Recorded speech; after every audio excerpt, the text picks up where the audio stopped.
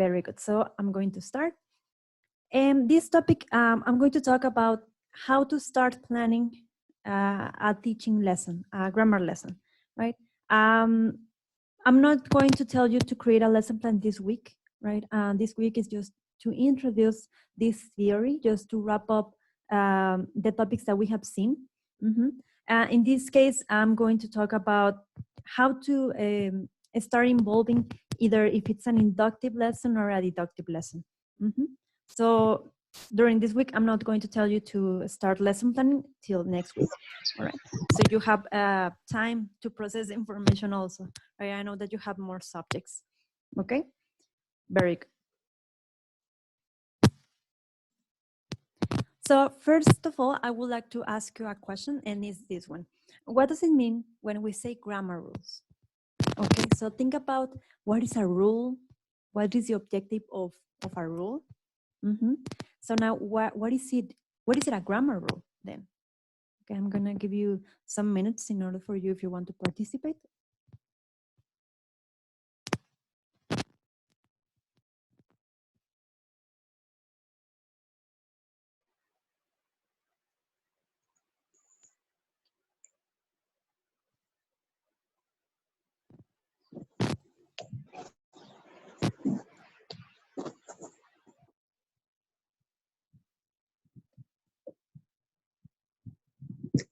Okay, so here are some comments. Karime, you mentioned a structure we have to follow. Okay. Jenny, a pattern that needs to be followed to have accuracy in a language. And Selena, I think refers to the form.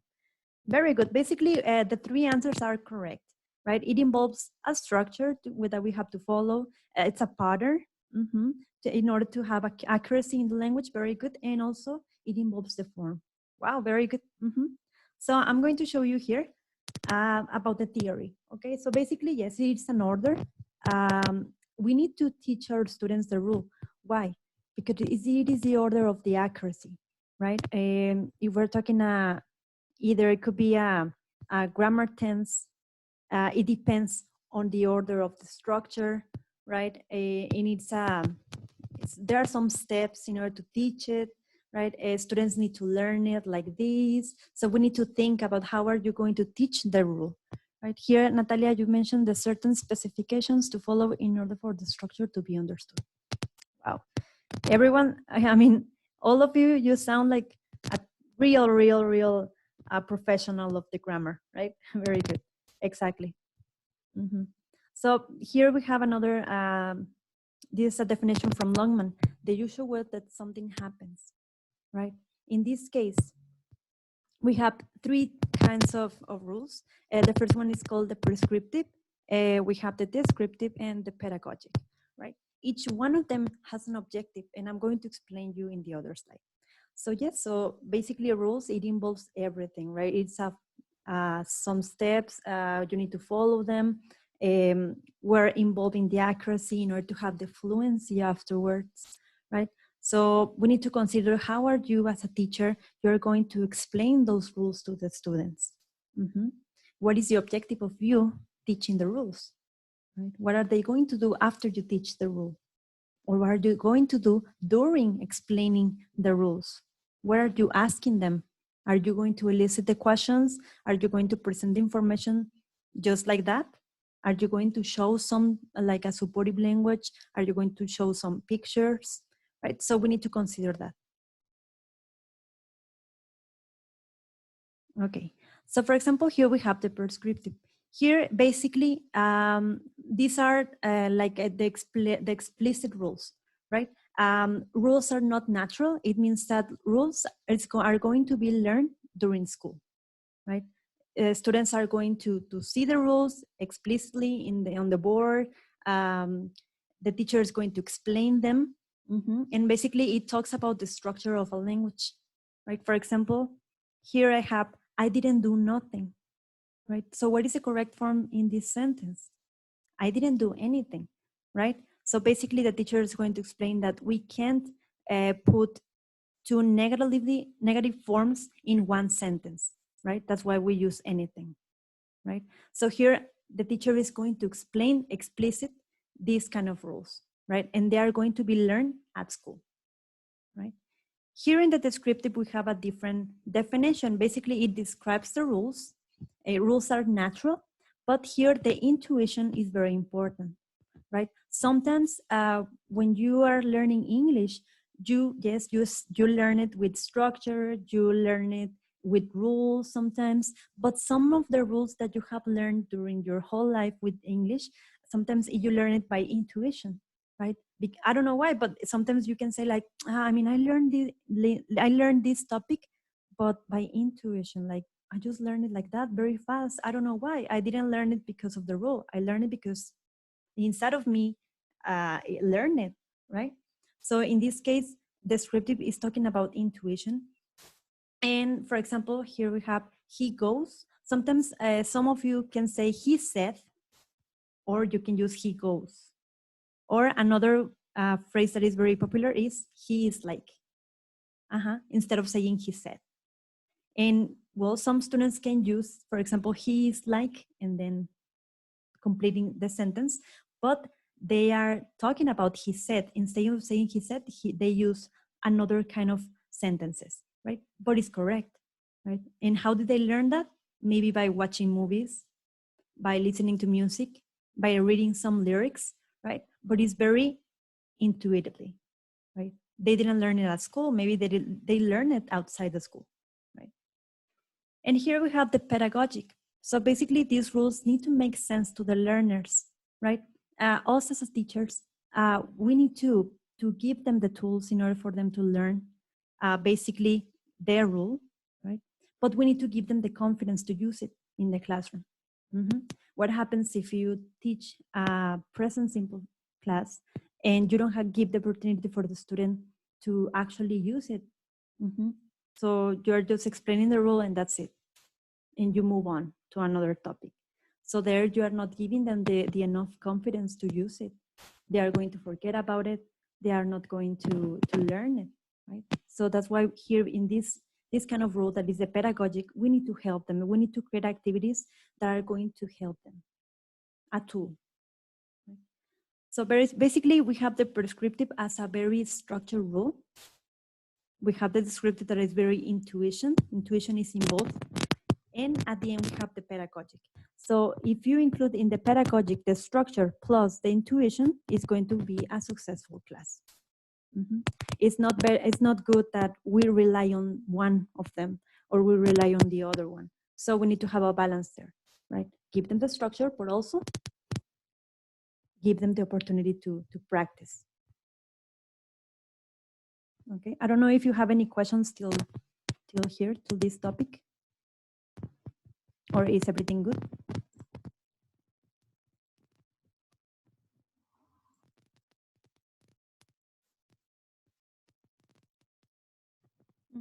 So here I have a question from Selena. So the pedagogic is the combination of prescriptive and of prescriptive and descriptive. Yes, it is a combination, and also it is a balance. So basically, what do we use as a teachers? We use more the pedagogic, right? Some of you maybe, or some teachers may use the prescriptive as a main rule when teaching a grammar structure, and it's okay. Or some teachers, they use more the intuition into the students, not teaching them the actual rule just by putting some activities there and just reflecting about it, and it's okay. But it's better if we combine the both of them, the structure plus the intuition. That will be the pedagogic.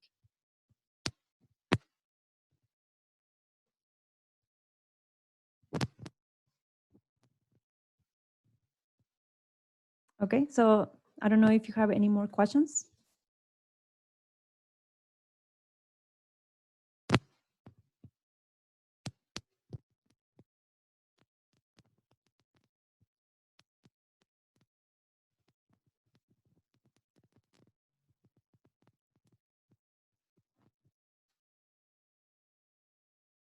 Continue.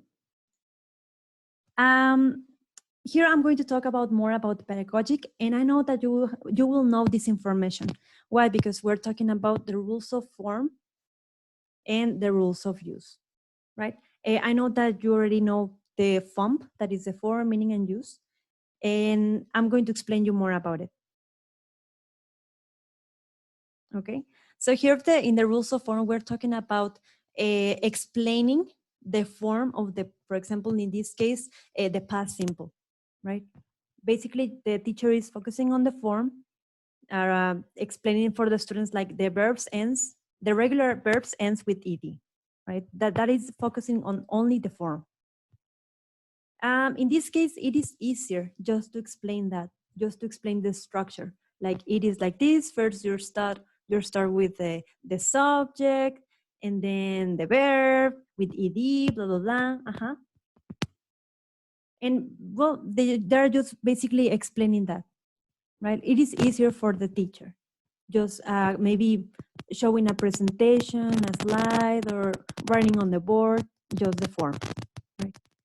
What happens with the rules of use?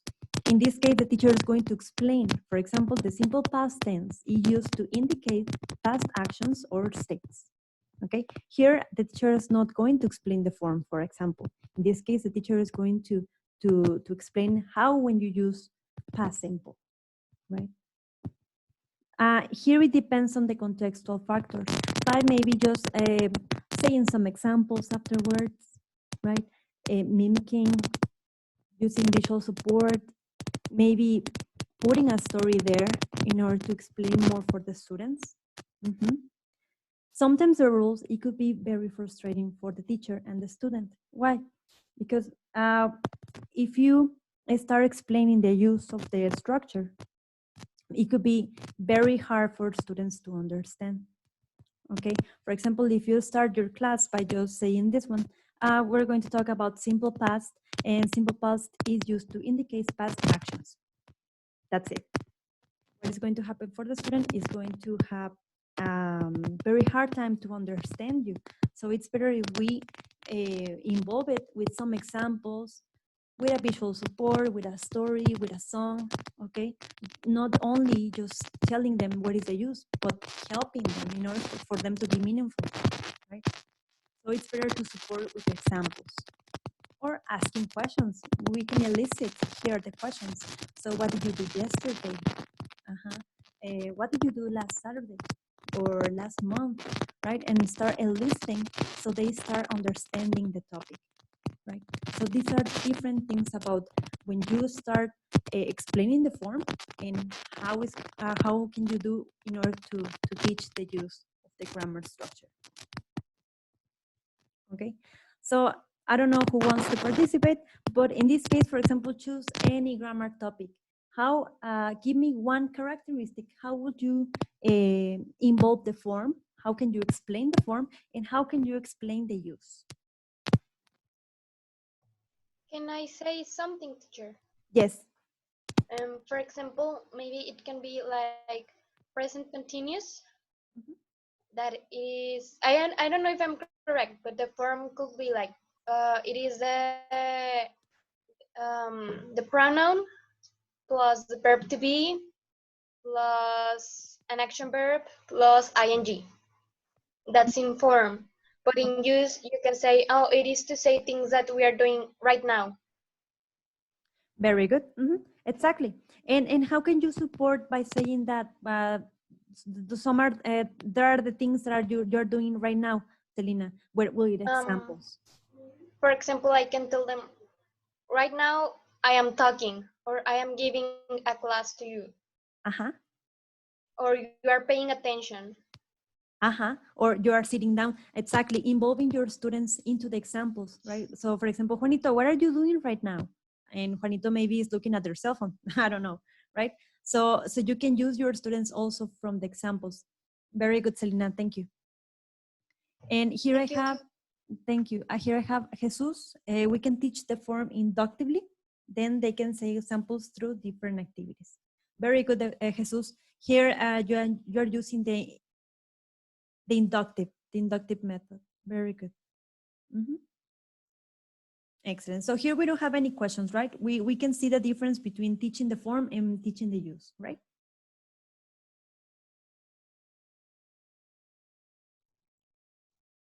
Yes, teacher. Very good.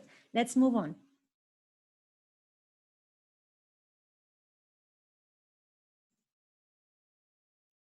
Right, very good. Thank you, Betty. Okay. We have two ways of presenting grammar. We have the explicit or the implicit. In other words, we have the deductive and inductive, right? Remember that some teachers, they feel confident or they feel better when they teach the grammar explicit, right? And some teachers feel confident explaining the implicit grammar, the inductive. It's better if we are in the middle, right? We can be explicit sometimes, but also we can be implicit. So we need to be very neutral, right? Not to rely in one of them. Why? Because in real life, in real classroom, you will have some students that they will prefer you to be explicit, to explain the grammar structure, to actually write on the board the form, right? The rule, the formula, right? And some of the students, in the other hand, they prefer for you to be inductive, to maybe not to starting your class with the grammar topic,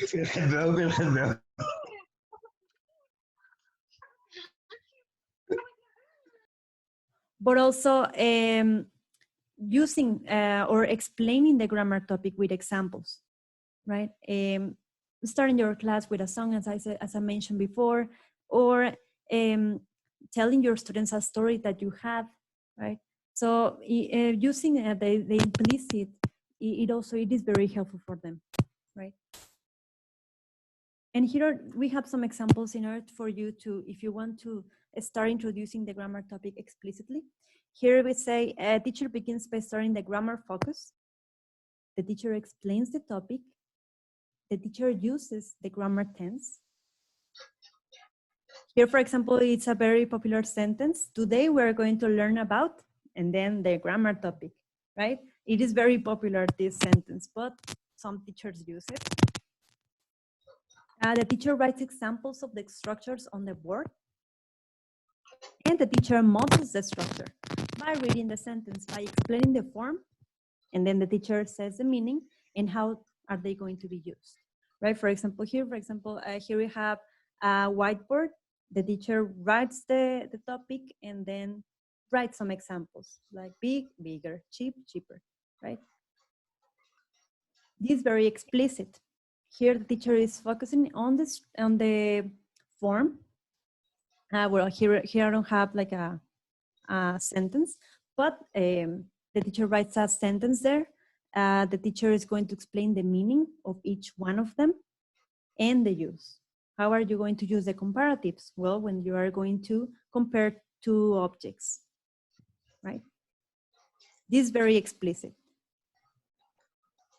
And here also the teacher may elicit students questions about the grammar tense, right? Why is eliciting important? Why? Because you are involving your student to participate, to be very active there, right? And in order for them to reflect about the learning, right? So for example, if you ask like, who is taller, Juanito or Maria, right? And they can say, well, Juanito, okay, complete sentence, Juanito is taller than Maria, right? So involving your students, it's a better idea because they can reflect, they can analyze the structure of the tense. In the other hand, we have the implicit. And here in the implicit, the teacher begins with examples that connects the grammar tense. Here, the teacher may delay or avoid the explanation of grammar. Why? Because it's very implicit. The teacher is not going to explain the rule, right? So some teachers, they prefer to explain the rule after the activities, maybe at the end of the class, or they can avoid teaching the grammar structure. Here, the teacher starts by saying the target structure in a meaningful context, right? I remember that one teacher explained past simple when I was observing by putting a song. And then after listening to that song, the teacher was eliciting questions like what happened to the girl, what happened to the boy, where were they, or those kind of questions, right? The presentation context may come from a picture, right? You can put a picture and asking your students what is happening there, right? What do you see in the pictures? right? Brainstorming about it. Or you can use the teacher's life, not personal life, but some facts, or the students. You can use your students to ask them questions and they can answer back, right? And you can start involving them into the grammar topic, right? So for example, here you have your board and you show a picture, and then you can start asking, what do you see in the picture? And they can start brainstorming about it. And then what is the girl doing? Right? It is present continuous, for example, present continuous class, and you can start asking them, what is the boy doing here? Swim. Ah, the boy is swimming, right? What are the two boys doing here? Play. Ah, they are playing. Playing what? Ah, basketball. Okay, they are playing basketball. So start listening. Right? Very implicit. There, you're not explaining the rule. You're just listening the questions, right? In order for them to to say complete sentences.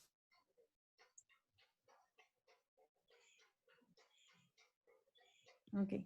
So basically, the teacher should conclude the presentation stage. So I would like to ask you, what is a presentation stage if we're talking about ECRIF?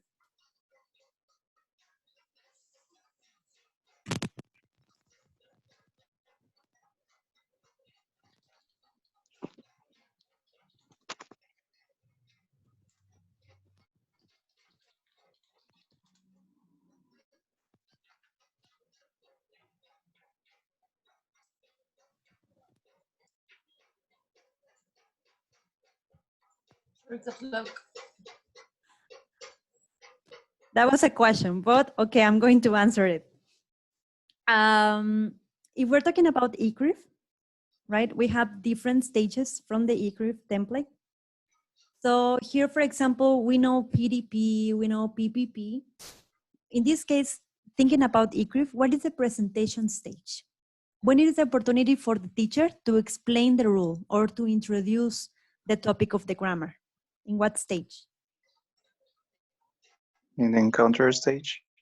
Thank you, Eugenio. Exactly, in the encounter stage. There in the encounter, the teacher is introducing everything that you're going to teach, right? It could be the vocabulary, if you're teaching vocabulary, or the grammar structure, right? So here, in this stage is very important because students are encountering the information, but how can you check how can you check as a teacher that they are understanding?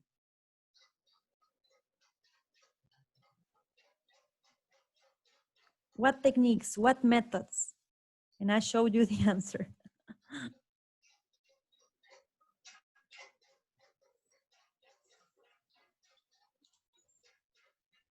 CCQs, teacher. Thank you. Thank you, student. Exactly. We can use CCQs to clarify if they are understanding the grammar topic. So my other question for the ghost student, what kind of CCQs would you ask your students to clarify a grammar topic?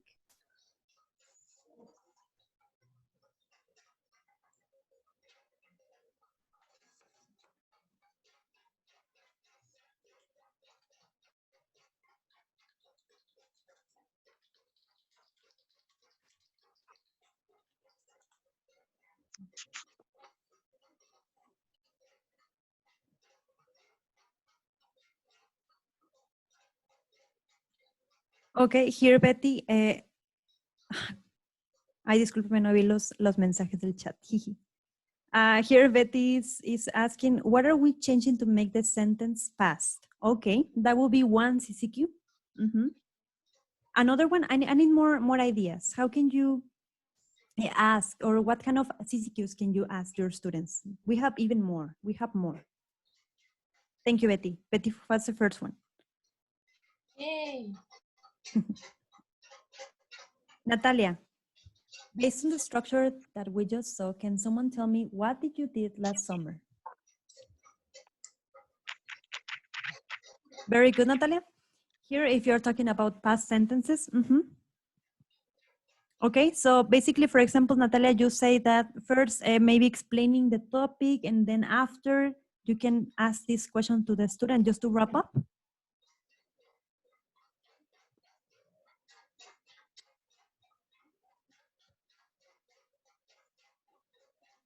Thank you, Natalie. Yes, very good. Exactly. So just to wrap up this one, basically the CCQs are going to be very helpful when you are explaining the grammar topic, right? Just to clarify if they are understanding. And also if one student is not telling you that he or she doesn't understand, that will be the opportunity to clarify the information, right? For example, if you ask the questions that you mentioned in the chat, and one student say, teacher, I didn't understand this one. So you can go back to explain it again. Very good. So for example, here, if in case that you are teaching present continuous, we have here, to check comprehension of the form of present continuous, students might be asked to fill in the blanks or asking CCQs. So in the ECRIF, we have one stage that is very helpful after you give the information, which is the clarify, right?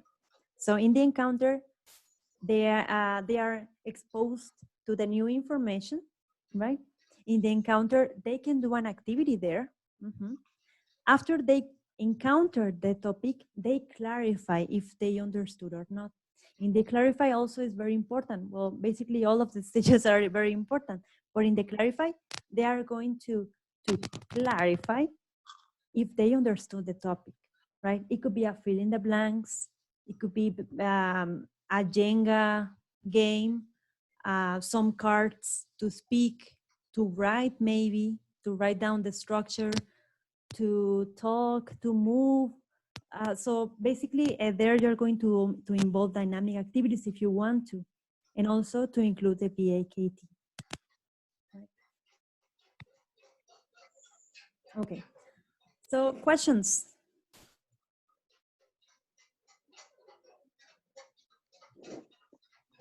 Miss, Yes.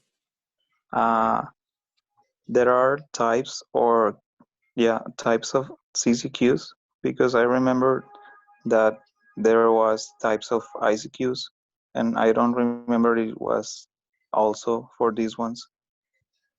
Well, in the ICQs, you are just clarifying the instructions.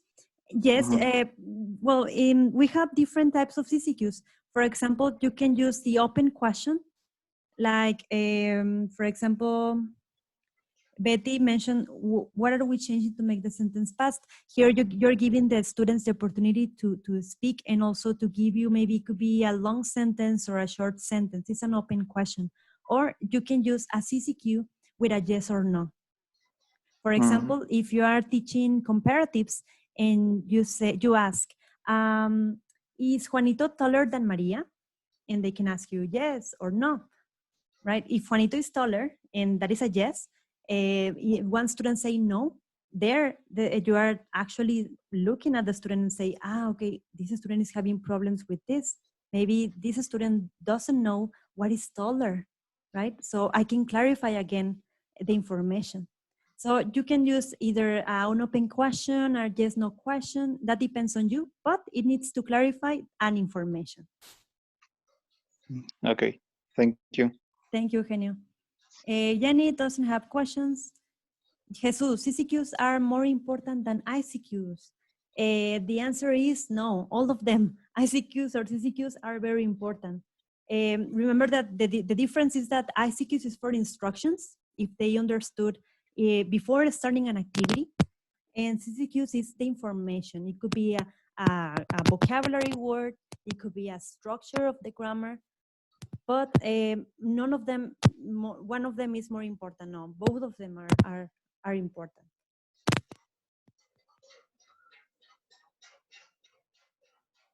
Okay, so no more questions. Teacher. Yes. Concerning the question about with Eugenio, I have here that there are 4 kinds of different CCQs. We saw this, I think, with teacher Amalia. Okay.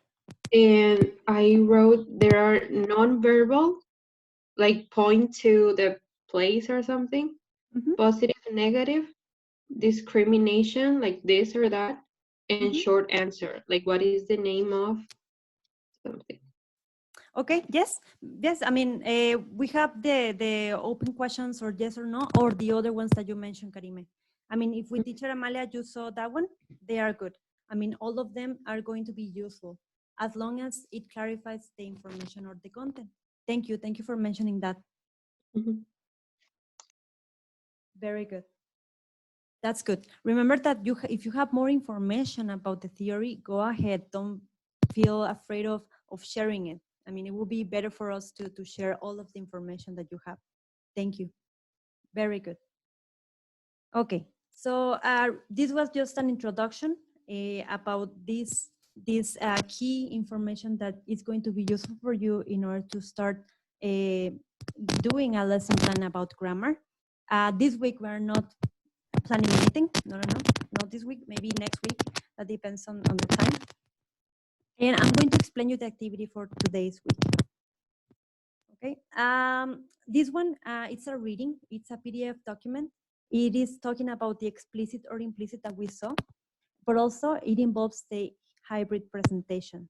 Okay. How can you connect both of them in order to give your classes? How can you give your class with the explicit and implicit at the same time? Okay. After you read the reading, you are going to write 5 key ideas. Okay, paraphrasing the information. Okay, what is important for you? What did you understand, or what was important for you? Right. Remember that we have different perspectives. So maybe you say, you know what? Well, from the reading, I prefer this information. From the reading, I found this one very interesting. Okay, so you are going to choose 5 key ideas. And after you share your 5 key ideas, you are going to comment to 2 different people, right? So this one is the book. It's a PDF reading. It's already on the platform, so you can start reading it. What I found very interesting about this one, this book, is that it's very easy to understand and also easy to read, right? I don't know if you have any questions about the assignment.